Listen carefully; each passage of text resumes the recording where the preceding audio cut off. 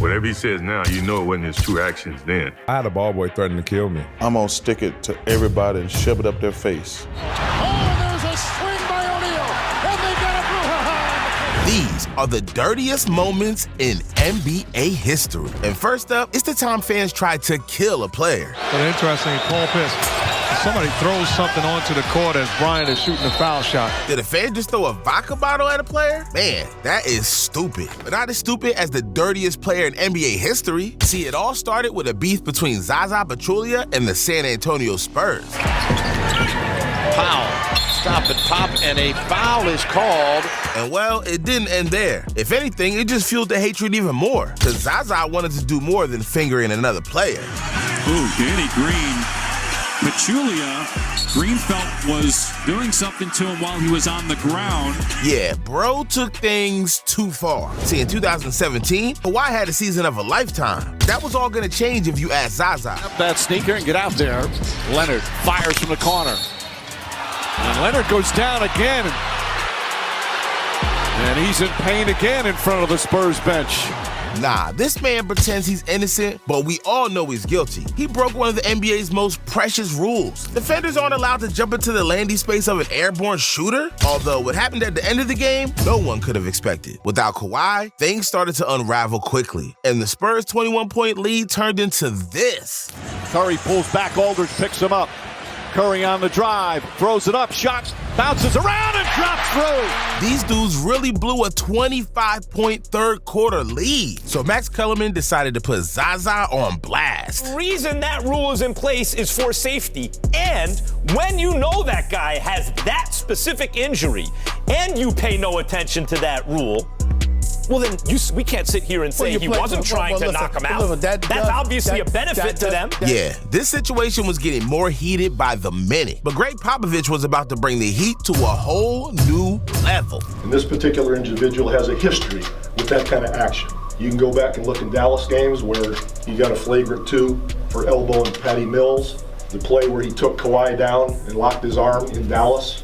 Ask David West, his current teammate, how things went when Zaza was playing for Dallas and he and David got into it. Piss off Coach Pop and the world is ready to throw hands. But it's one thing to end a man's season, it's another to try to end a man's career. And in 2013, Patrick Beverley attempted just that. He was just a wide-eyed rookie trying to live up to the hype and make a name for himself. And there's no better way to make a name for yourself than against the reigning Western Conference champs. Bro wasn't about to let OKC coast their way to another NBA Finals. My man had another idea instead. So in Game 2, Russell Westbrook was casually dribbling the ball up the court when Patrick Beverley saw an opportunity to make a heads-up defensive play. Going to block the shot, he used to go to the front of the rim, pick up that garbage. And Westbrook hobbling away. Beverley went for the steal, and he actually got part of the knee of Russell Westbrook. Someone's gonna need a wheelbarrow to carry Patrick Beverley's balls. That hit on Westbrook was gutsy. But if that's what it was gonna take to beat OKC, Beverley had no regrets. Well, that's when doctors broke the news. Russ tore his lateral meniscus. I mean, the team was supposed to be the NBA's next big dynasty, and Beverley straight up took that from them. But hold up, Beverley was a rookie. Fans should cut him some slack. Yeah,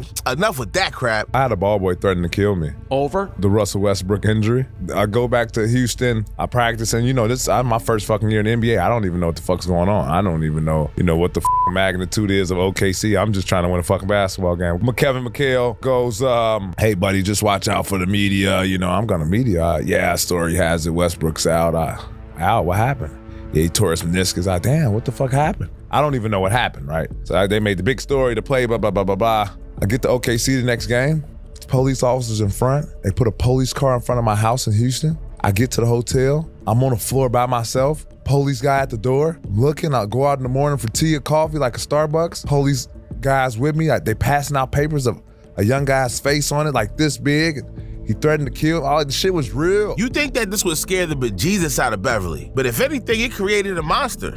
Beverley harassing Curry. Beverley, a very physical defender, and is called for the foul. And this is what Beverley likes to do.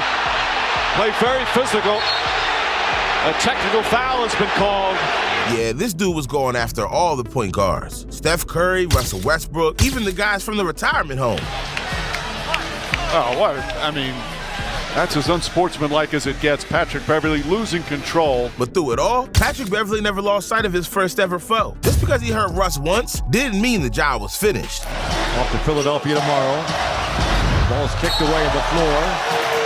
And Patrick Beverley went a little low on Russell Westbrook, and as we mentioned earlier, these two with a little bit of history. Okay, that's it. This dude must be suicidal or something. You already know, Russ wasn't gonna let him off the hook this time. Reconciliation between these two seemed next to impossible. And in 2022, Patrick Beverley had established himself as the NBA's biggest villain. I mean, bro had been everywhere. So the question was, where does he pack his bag next? And surprise, surprise, only one team wanted him, and it had to include his nemesis, Russell Westbrook. Playing with LeBron James and Anthony Davis. They would be playing with me. Yeah? I made the playoffs last year. They didn't. It's the difference. This dude either has the biggest ego known to mankind or he's high as hell. But if you think the king is about to take off his crown and hand it over, you'd be just as crazy. This was LeBron's team. And if Beverley wanted to prolong his time in the league, he was gonna have to change his ways, and fast. It was time to stop being Russ's villain and start being the thing he needed most, a friend. Hold up, ain't nobody told me Russ got moves like that? But real talk, it's good to see these two getting along. Despite everything Patrick Beverley has been through and done to cause chaos, he's still a giant teddy bear on the inside. But if you think Beverley is disrespectful, the beef between MJ and Isaiah Thomas is so intense, it'll go to the grave with them. See, the Bulls and the Pistons had their fair share of battles. In the '88 playoffs, the Pistons defeated the Bulls in just 5 games, only to run it back in '89 and defeat them in 6 games. And at this point, they must have thought it was getting boring. So in 1990, the Pistons decided to humor themselves and let the Bulls make it all the way to Game 7, just for this to happen. And Jackson said, we must shoot well. Thomas, shoots out. Isolation play for Jordan. And Isaiah Thomas ties him up. Michael Jordan appears to have Joe Dumars beat. But Isaiah Thomas totally leads B.J. Armstrong. Right, Grant, Pippen, and Jordan for Chicago. Isaiah Thomas for 3. So when the two teams met up in '91, the Pistons were all smiles and laughs. Little did they know, the Bulls were finished playing games. Jordan going in the second quarter. Jordan from deep. Shot clock is at 5. And a very friendly, particular with the situation these days in the NBA where you can win it. It counts. Yes, and You'd think the Pistons would congratulate them on their success. Instead, the Pistons said, screw the Chicago Bulls. Pistons wasting no time in getting out of here. Now a timeout was called. They left the bench, although there's 7 and 9/10 seconds remaining. The Pistons just left. That's when Isaiah Thomas felt the need to clear the air. No, we don't really make any apologies for that because we were beat. And, they beat us soundly. At that time, we were mad, we were upset. And for me to sit here now and say, we didn't really mean it, that would be a lie. But who are we kidding? MJ didn't buy this nonsense for a second. Well, I know it's all bullshit. Whatever he says now, you know it wasn't his true actions then. It's time enough to think about it. Or the reaction of the public that's kind of changed his perspective of it. But then came 1992. That's when their beef reached new heights. See, in 1992, Michael Jordan got the chance to assemble the greatest basketball team known to mankind, the Olympic Dream Team. It featured the NBA's biggest stars from the 1980s and 90s. But there was one glaring omission from the team, Isaiah Thomas. So naturally, everyone assumed it was Jordan's fault. Based on the environment and the camaraderie that happened on that team, it was best harmony. Would Isaiah made a different feeling on that team? Yes. But MJ didn't want the world on his back for excluding IT, so he needed to cover up his tracks. You want to attribute it to me? Go ahead, be my guest. But it wasn't me. There's a reason why everyone wants to be like Mike. I mean, even Dylan Brooks is trying to be like Mike. Because when it comes to trash talking, dude thinks he's the second coming of MJ. It was Game 2 of the 2023 playoffs, featuring LeBron's Lakers and the Ja Morant, Dylan Brooks Grizzlies. And despite losing Game 1, Brooks had all the confidence in the world. Initially on this hit, or you'll see it in a moment, after the stare down by Brooks, and LeBron just wouldn't return the favor. Yeah, but I think... is Brooks trying to write his own eulogy? I don't respect no one until they come and give me 40. You already know, LeBron wanted none of it.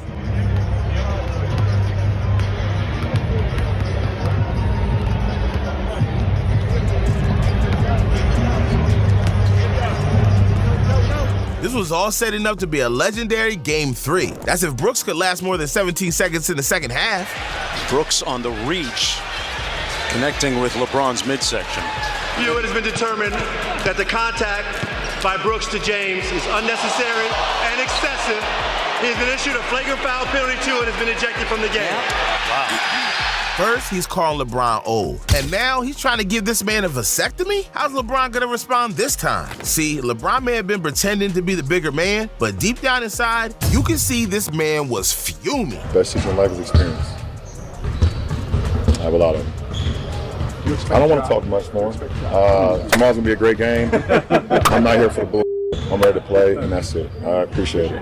When you piss off the king, only God knows what'll happen next. Because in Game 4, the Grizzlies had a chance to tie the series up. But once the game went into overtime, LeBron turned into a man possessed. And with the game on the line, LeBron finally got his chance at revenge, proving once and for all, he's the greatest player of this generation. He wanted James, he gets him. James drives, James is fouled! LeBron James has settled for some tough shots, but when they've needed him most. But Brooks wasn't willing to swallow his humble pie, so LeBron and AD forced the humble pie down his throat instead. Weathering the storm of the emotion, the energy, and the crowd. Look at AD! Get it out of here!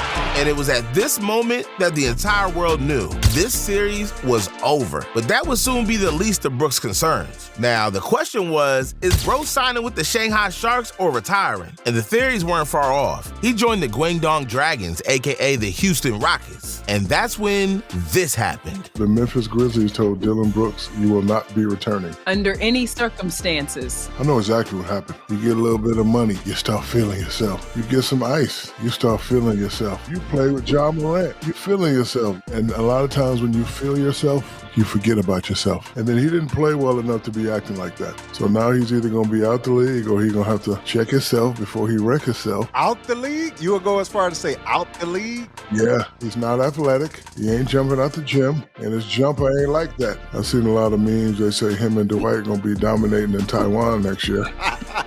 Lesson learned, LeBron always gets the last laugh. But I can't say the same about Giannis. See, on December 13th, 2023, Giannis played a game he would never forget. Point after point, dunk after dunk. Giannis was beating the living shit out of the Pacers. A career-high 64 points, the most in franchise history. But the Pacers started cooking up some ideas of their own. Out of Kentucky, Oscar Tshiebwe. And with this sub, you could tell Giannis and Thanasis knew something was up. Because with one play, Giannis went from iconic to overlooked. That wasn't just any normal point. That was the first ever point for the rookie, which only meant one thing: Giannis losing his shit and his game ball. That point caused so much frustration for Giannis, he was ready to tear the whole stadium down. There is Giannis. Giannis going to the locker room. I heard it may have something to do with the game ball. Giannis wants the game ball, and I think the assistant coach for the Pacers maybe make sure he's going to get it. This is just, too much extracurricular stuff going on with the potential for it to escalate into something else. And it all could have been prevented if the Pacers just came to their senses and started Oscar Tshiebwe sooner. It was Oscar Tshiebwe's first official NBA point, so we always get the game ball. We were not thinking about Giannis's franchise record. Come on, man. So eventually, the Pacers knew what needed to be done. Can you confirm that you have the game ball from tonight? I have no idea. I'm not gonna lie. I have no idea. I don't know. I really don't know. I don't know. I have the ball, but I don't know if it's a game ball. It doesn't feel like the game ball to me. But if Giannis is willing to get so mad over a game ball, do we really know this man's character? And the same could be said about the Chuckster. You may think you know Charles Barkley, but deep down, none of us do. This dude makes jokes about San Antonio women and gets into childish fights with Shaq. He may be a Hall of Famer, but getting there hasn't been easy. Playing with a chip on your shoulder has been the one thing that's gotten him where he is today. And you'll never guess why the Chuckster got that chip. When I first got to the NBA, I was angry. I was angry at Miss Gomez. Miss Gomez is my high school Spanish teacher. Whose class you flunked and you didn't graduate? I flunked that, and I didn't get to graduate. I had to go to summer school. So I hated Miss Gomez. Heck, I'd be pretty pissed too. And then if ruining this dude's summer wasn't bad enough, his family made the situation 10 times worse. But he flew from California to Alabama to see me graduate, and I flunked my Spanish exam. So you didn't get to walk the stage? I did not get to walk, but I stood there for 2 hours, like an hour and a half, and just watched everybody graduate, and I cried the whole time. And then I made in my mind that night, I'm going to get all these people back. And so when that relationship went south, Barkley pledged himself that he would never take any crap again. Tell to myself, this is the last time I'm ever going to let anybody control my life. I'm going to stick it to Miss Gomez. I'm going to stick it to my dad. I'm going to stick to my high school. I'm going to stick it to everybody and shove it up their face. Out with the old Charles Barkley, in with the new. He brawled with the bad boy Pistons, got in the beast with players no one dared to fight. This dude was going off the rails. That's when he did something in 1991 he could never take back. Because some fans weren't just giving him crap, they were shouting racist remarks at him. So he went over and showed him who was really boss. But this turned out to be a huge mistake. The Chuckster meant to spit on fans, because this spit didn't just land on some pathetic racist fans. It also landed on an innocent girl. It made him question everything. I remember I got suspended.